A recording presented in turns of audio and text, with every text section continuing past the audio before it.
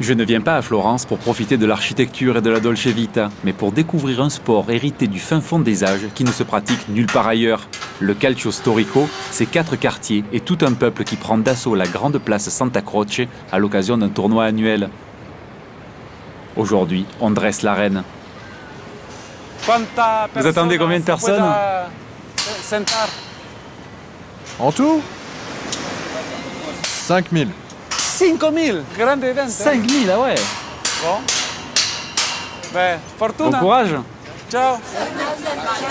Bon, l'inconvénient de venir découvrir un sport dans la capitale de la Renaissance, c'est qu'on n'est pas tout seul.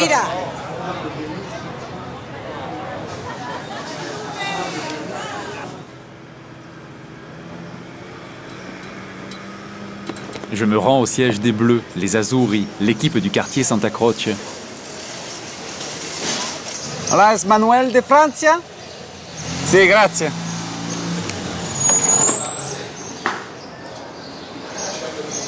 Vive les Bleus!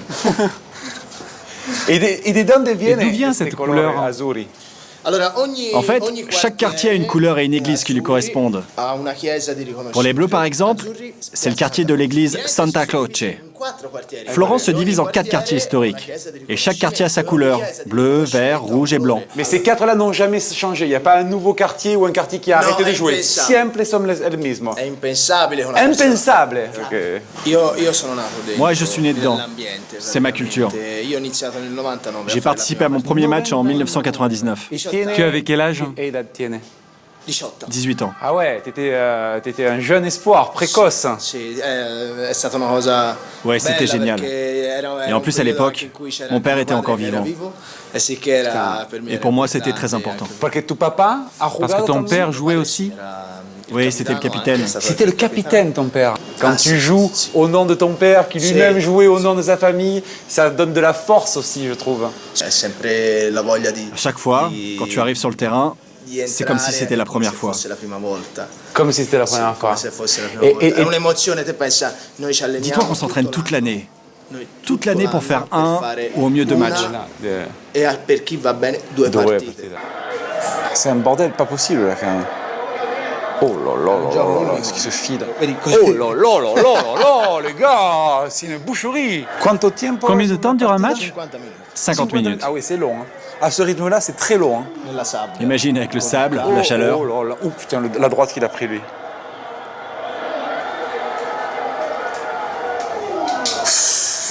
Il doit y avoir beaucoup de sang. Hein. Ça promet. C'est un voyage dans le temps et dans la partie la plus sombre du cerveau humain, quand même. Ça te plaît? Ouais, c'est bien, c'est bien. Ouais, c'est culturel.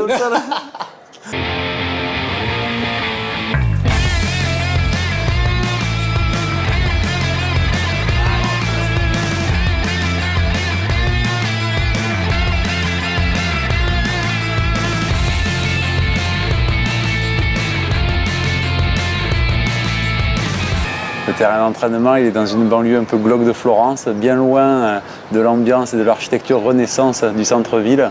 Pour l'instant, ça pourrait ressembler à un échauffement de rugby avec un ballon rond. Ils ont des bonnes têtes de hooligans quand même tous.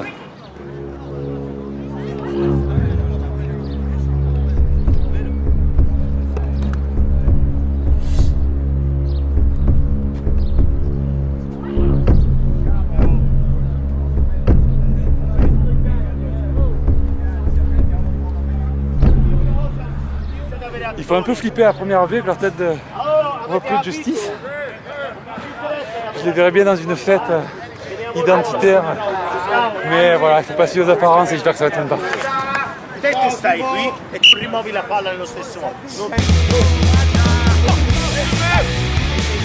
Le principe du jeu est de porter le ballon dans l'embut adverse en se faisant des passes en avant ou en arrière. Là où ça se complique, c'est qu'on a le droit de se plaquer sans ballon et que chaque duel peut se transformer en mini-combat de boxe ou de lutte. Mieux vaut jouer avec des rétroviseurs et avoir du béton armé à la place des côtelettes.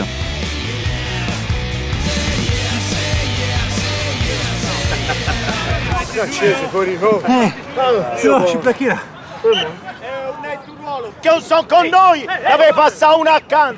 Le petit geste amical fair play, il arrive toujours un peu tard. Le but, c'est pas de plaquer l'adversaire pour le faire tomber, c'est le plaqué pour les mobiliser et le rouer de coups. Ce qui change quand même un peu la philosophie du jeu.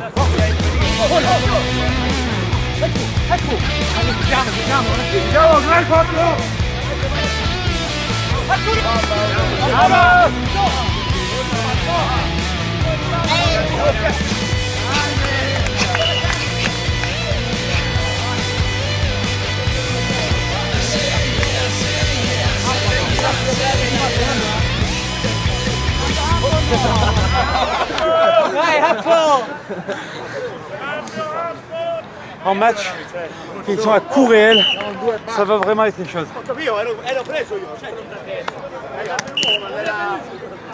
Au début, il me faisait peur, les gars. Et en fait, bon, comme toujours, dès qu'on se la file un peu ensemble, ça va mieux après. Quel super jeu, hein? Oui, mais c'est dur, hein? C'est vraiment la guerre. Oui, c'est dur. Ça fait longtemps que tu joues? Ça fait 10 ans. 10 ans. Et c'est un peu un mélange de boxe, de lutte et de rugby. Et de foot. Ça fait une demi-heure que je joue, j'ai toujours pas très bien compris les règles. Tu peux m'expliquer grosso modo ce qu'il faut faire? Bah en fait non. Ça fait 10 ans qu'on joue et on n'a toujours rien compris. Allez, merci les gars. Et bonne chance, hein? Bonne chance pour le match.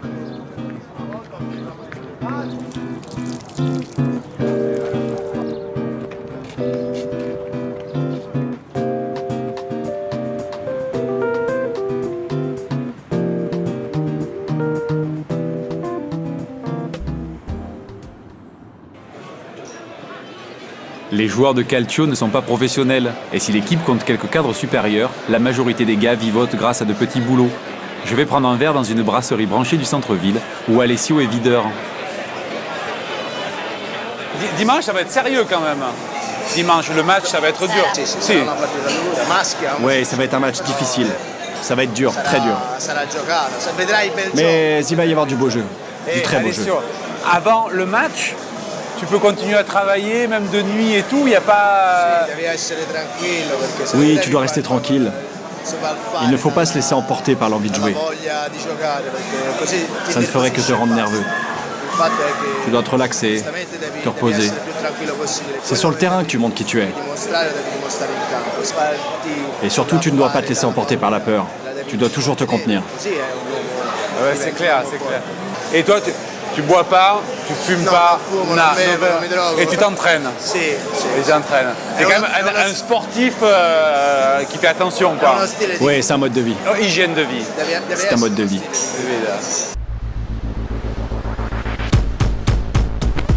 Malgré les apparences, le calcio est tout sauf une récréation anarchique de voyous bagarreurs.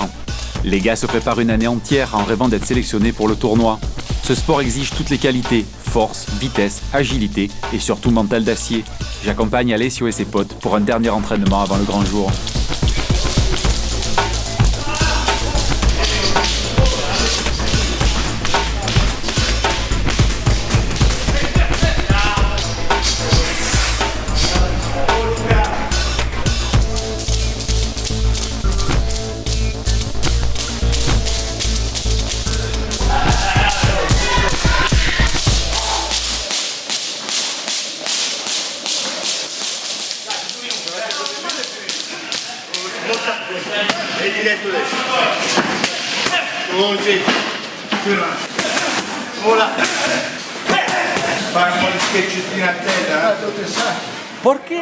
Et pourquoi c'est si important la boxe en complément du calcio? La boxing. Oui, c'est essentiel, car c'est un jeu dur. C'est un jeu de force. Tu te prends des coups, tu te fais plaquer. Il faut que tu puisses neutraliser l'adversaire. Plus tu élimines l'adversaire, plus tu fais avancer le ballon jusqu'au but. Ceux qui rentrent sur le terrain, ce sont tous des guerriers. Ils ont l'habitude de prendre des coups. C'est de l'adrénaline à l'état pur. De la peur, des sensations. On ne peut pas le décrire. Et les gars là, ce ne sont pas des boxeurs professionnels. Non, il y a aussi des lutteurs, des rugbymen, des judokas, des free fighters. C'est un mélange d'athlètes. D'athlètes en arts martiaux, rugby, foot.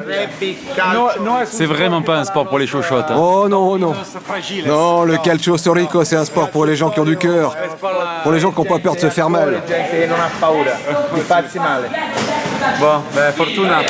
Bonne chance. Hein. Et vive les Bleus.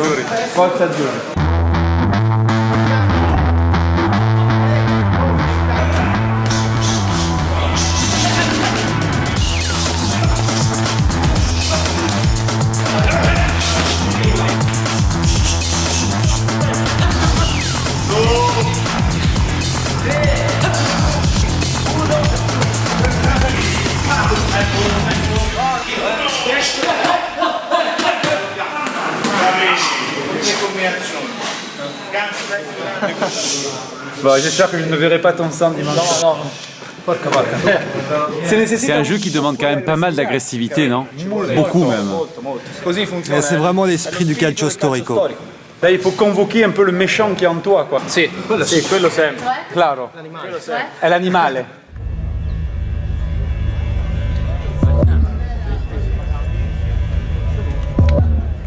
Le matin du match, les Azzurri se mettent au vert près du gymnase où les intendants préparent les tenues de combat.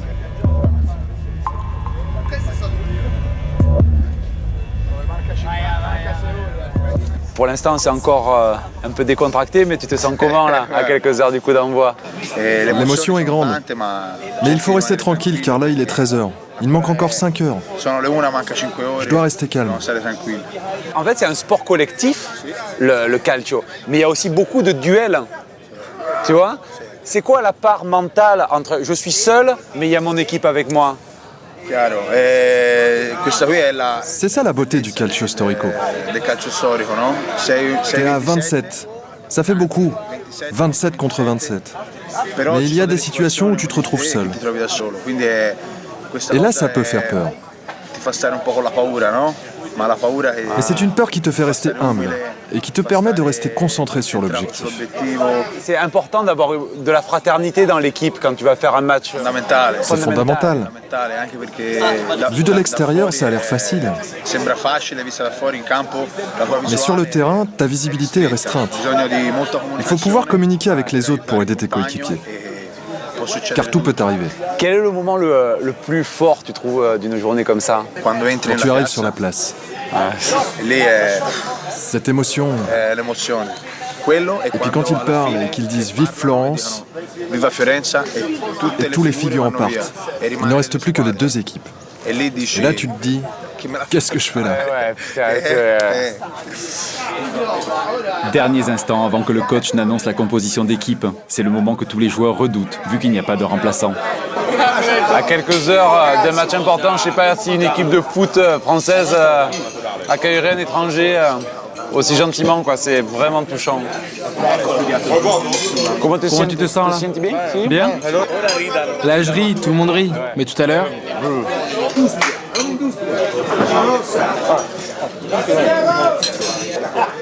Tu t'es fait tatouer l'année de ton premier match. C'est gravé dans ta chair. Hein. Ouais, c'est important.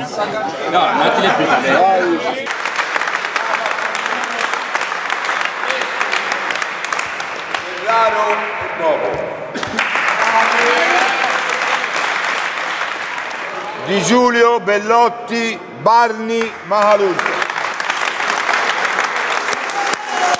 Quand on sait ce que ça représente pour eux, il n'y a que 27 places sur le terrain, ils sont 40, il y en a qui vont rester sur le carreau et tout le monde s'applaudit. C'est super bon. Bien, Alessio.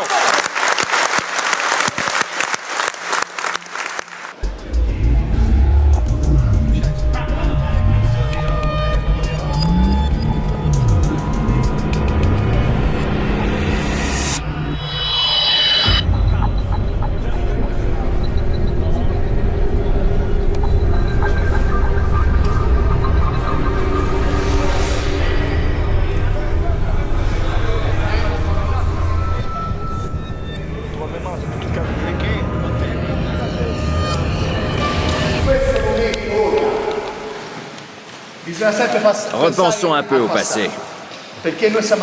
Pourquoi on est arrivé là? Comment est-ce qu'on a fait pour gagner 14 fois de suite? C'est pas la mairie qui nous l'a offert, ça. Pourquoi? Parce qu'on s'est défoncé.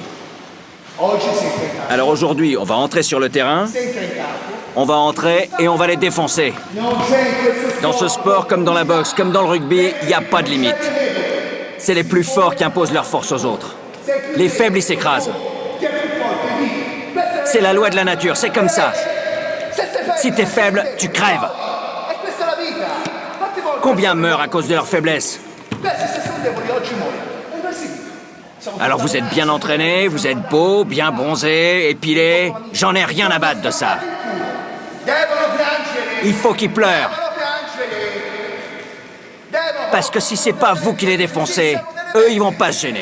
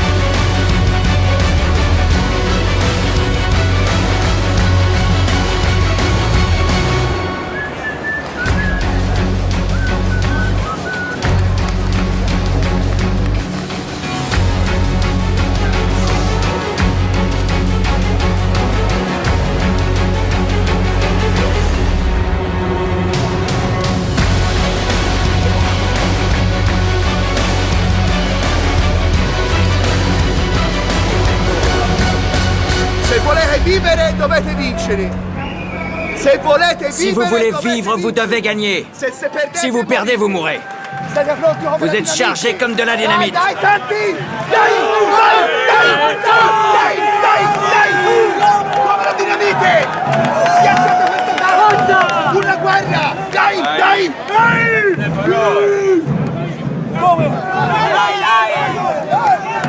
Forza Azzurri! Allez Alessio! Allez Mino, allez Mino! Forza Azzurri! Allez, forza Mino, forza Mino!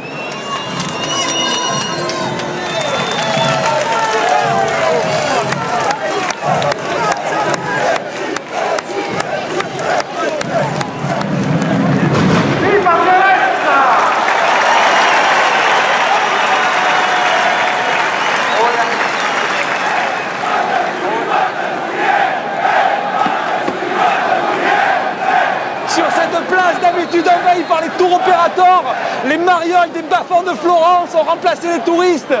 Il n'y a pas beaucoup de familles dans le public, mais on n'amène pas ses enfants sur un champ de bataille. Allez Alessio! Rome avait ses gladiateurs. 2000 ans plus tard, Florence a toujours ses joueurs de calcio, ses fiers guerriers, défenseurs d'une identité ancestrale.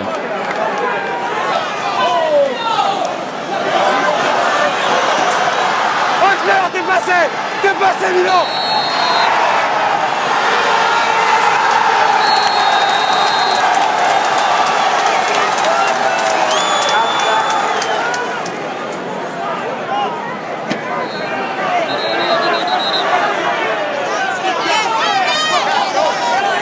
Faut avoir une pensée émue pour les arbitres. Ça doit pas être facile à faire respecter la loi, là.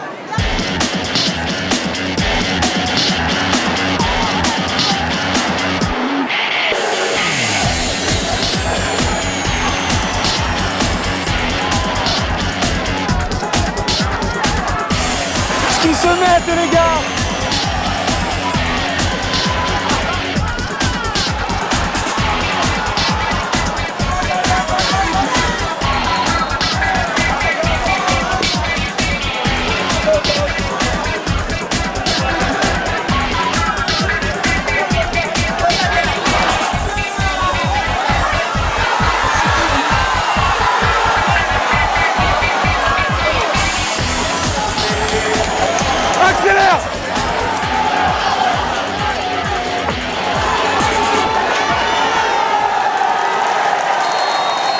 ont gagné. Attention, il a gagné. La fraternité. La fraternité. Vive les Azzurri, les gars, c'est énorme. Le calcio, c'est un peu comme la corrida, on peut y voir une pratique un peu barbare, ou alors un lien indicible entre les gens d'une même communauté. Moi, je crois que la vraie violence, elle est ailleurs. Ici, c'est entre adultes consentants, et aussi dur soit-il, ça reste un jeu.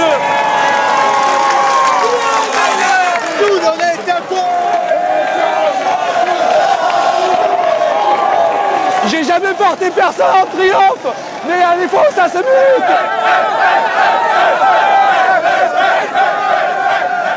C'est dans la poule Azzurri que se termine mon voyage. La leçon de tout ça, il ne faut pas forcément aller au bout du monde pour trouver des choses extraordinaires.